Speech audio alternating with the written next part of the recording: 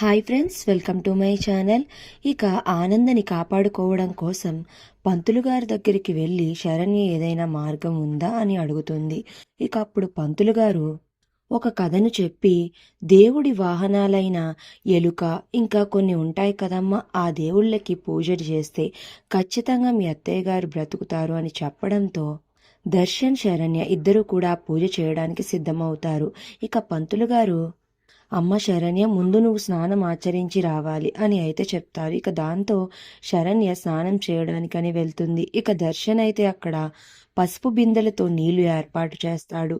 ఇక అప్పుడే అక్కడికి అనన్య వచ్చి అంటూ ఉంటుంది, నువ్వు స్నానం చేసి ఆ అత్తయ్యని బతికించేద్దామని చూస్తున్నావా? ఇప్పుడు చూడు ఏం చేస్తాను అని అనన్య అయితే ఒక పౌడర్ తెచ్చుకుని ఆ బిందెల్లో వేస్తుంది.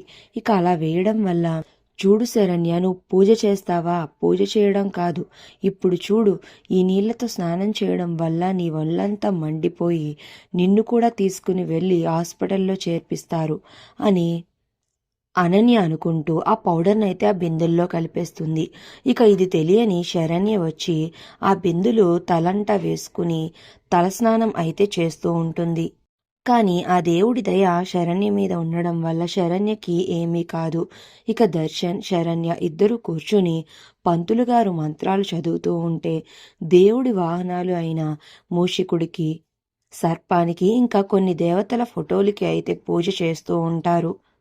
మరో పక్కన ఆనంద అయితే ఐసీయూలో బెడ్ మీద పడుకుని ఉంటుంది. ఇక అప్పుడే నర్స్ వేషంలో అయితే సమీర అక్కడికి వస్తుంది. ఇక అక్కడికి వచ్చి, ఏ ఆనంద, నన్ను నా దర్శన్ని విడదీస్తావా? నువ్వు ఎలా బ్రతుకుతావో నేను చూస్తాను అని ఇక ఆనందకి ఉన్న ఆక్సిజన్ మాస్క్ని అయితే తీసేస్తుంది.